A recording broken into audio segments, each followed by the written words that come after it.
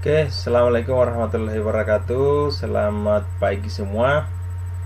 Pada pertemuan kita kali ini, kita akan berbicara tentang manajemen aset dengan topik aset. Tapi seperti biasa, sebelum kita lanjut, jangan lupa like, comment, share, dan subscribe. Dan usahakan menonton videonya sampai selesai supaya tidak gagal paham. Oke, kita lanjut materinya kita.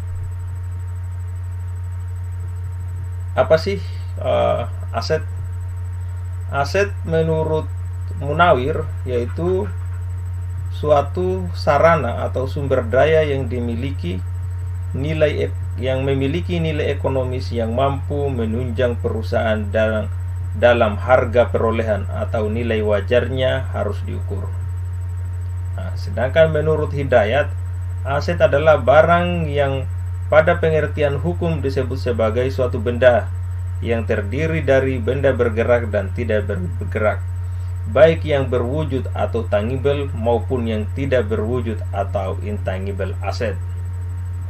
Nah, selanjutnya Ikatan Akuntan Indonesia mendefinisikan aset sebagai sumber daya yang dikuasai oleh perusahaan sebagai akibat dari kejadian di masa lalu yang datangnya untuk memberikan manfaat ekonomi di masa yang akan datang, yang diharapkan memiliki manfaat bagi perusahaan tersebut.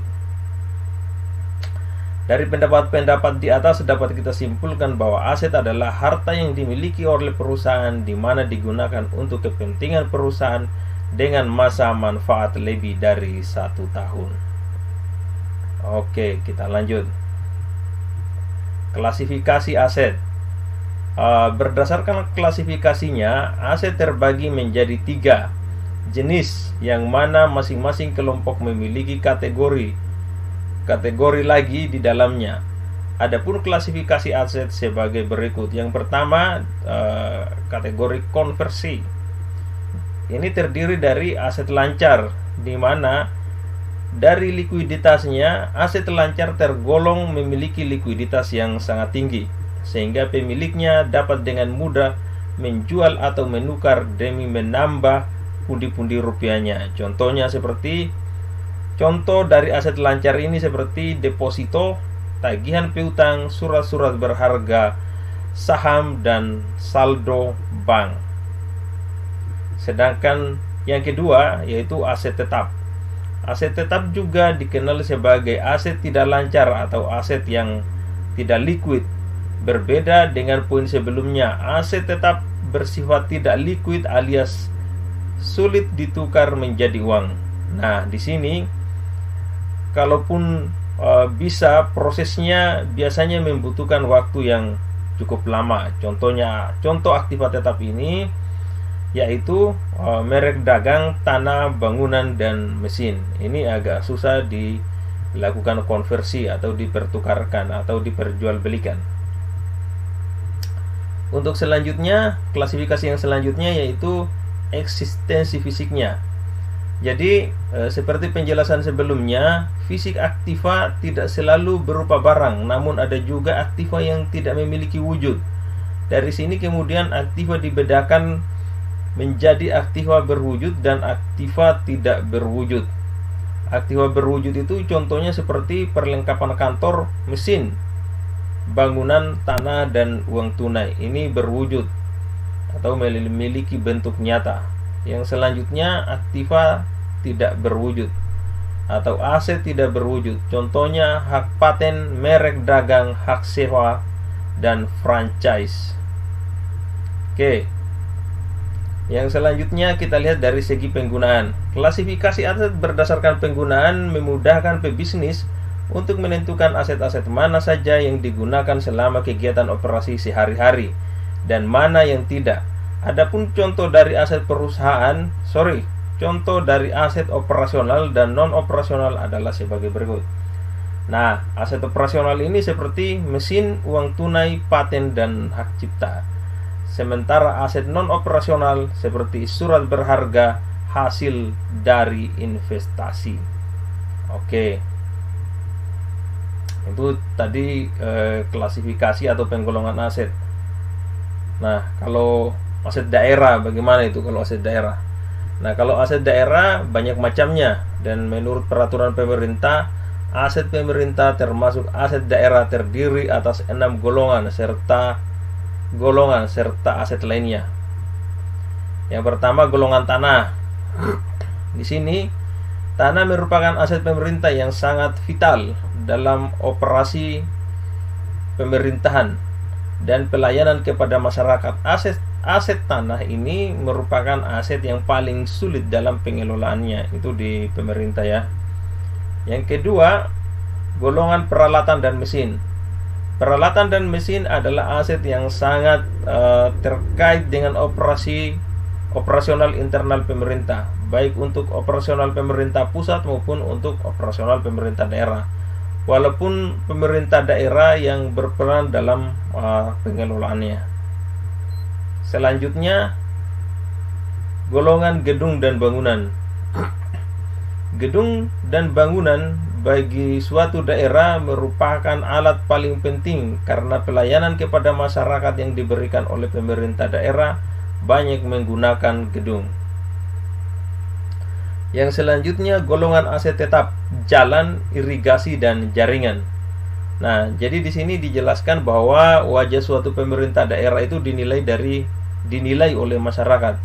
Pertama-tama yang dilihat adalah kualitas jalan di wilayah tersebut. Karena jalan merupakan kebutuhan setiap orang yang mobilitasnya tinggi. Jadi kalau di daerah itu jalanannya sudah bagus, bisa diartikan bahwa mobilitas masyarakat yang ada di sekitar situ sudah tinggi atau akan menjadi tinggi atau menuju ada perubahan lah. Selanjutnya, golongan aset lainnya. Nah, golongan aset ini jelas-jelas disebutkan dalam Permendagri nomor 17 tahun 2007 yang terdiri atas buku perpustakaan, buku terbitan berkala, barang-barang perpustakaan, barang-barang bercorak kesenian budaya, serta hewan ternak dan tumbuh-tumbuhan. Ini disebutkan dalam dalam Permendagri nomor 17 tahun 2007. Yang selanjutnya, golongan konstruksi dan pengerjaan. Golongan konstruksi dalam pengerjaan. Nah, di sini golongan barang ini dicatat sebesar biaya yang dikeluarkan sampai dengan akhir masa pengerjaan pada tahun yang bersangkutan. Oke, selanjutnya aset lainnya. Aset lainnya ini ada juga dicatat di dalam Permendagri nomor 17 tahun 2007.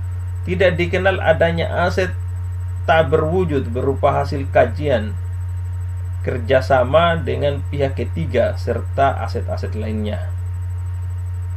Oke, selanjutnya perolehan aset. Berikut ini adalah penjelasan mengenai bagaimana cara memperoleh aktiva atau aset tetap. Yang pertama yang dilakukan atau yang sering dilakukan adalah pembelian tunai. Aktiva tetap yang diperoleh dari pembelian tunai dicatat dalam pembukuan dengan jumlah sebesar uang yang dikeluarkan. Jadi sebesar apapun uang yang dikeluarkan, sebesar itu pula yang dicatat. Jangan dilebih-lebihkan. Yang kedua, pembelian angsuran. Di sini dijelaskan bahwa apabila aktiva tetap diperoleh dari pembelian angsuran, maka dalam harga perolehan tidak boleh termasuk bunganya. Jadi kalau kita melakukan pembelian angsuran, bunganya tidak masuk ya. Yang ketiga, ditukar dengan surat-surat berharga. Aktiva tetap yang diperoleh dengan cara tukar dengan saham atau obligasi perusahaan dicatat dalam buku besar sebesar harga pasar saham atau obligasi yang digunakan sebagai penukar. Jadi dicatat sebesar harga saham atau obligasi yang digunakan. Yang selanjutnya, ditukar dengan aktiva tetap lainnya. Banyak pembelian aset tetap dilakukan dengan cara tukar menukar atau istilah populernya disebut dengan tukar tambah. Aktiva lama digunakan untuk membayar aktiva baru, baik seluruhnya atau sebagian, di mana kekurangannya dibayar tunai. Oke. yang biasa tukar menukar, saya kira sudah sangat jelas ini. Diperoleh dari hadiah atau donasi. Aktiva tetap yang diperoleh dari hadiah atau donasi, pencatatannya bisa dilakukan menyimpang dari prinsip harga perolehan. Bukan menyimpang ya, artinya berbeda dari harga perolehannya. Oke, aktiva yang dibuat sendiri. Di sini melalui pertimbangan tertentu, perusahaan seringkali membuat sendiri aktiva atau aset yang diperlukan sendiri. Contohnya gedung, alat-alat, dan perobatan. Oke, demikian materi aset pada pertemuan kita kali ini. Hal-hal yang tidak dipahami dengan materi ini silakan ditanyakan pada kolom komentar yang tersedia di bawah. Terima kasih. Assalamualaikum warahmatullahi wabarakatuh. Selamat pagi semua.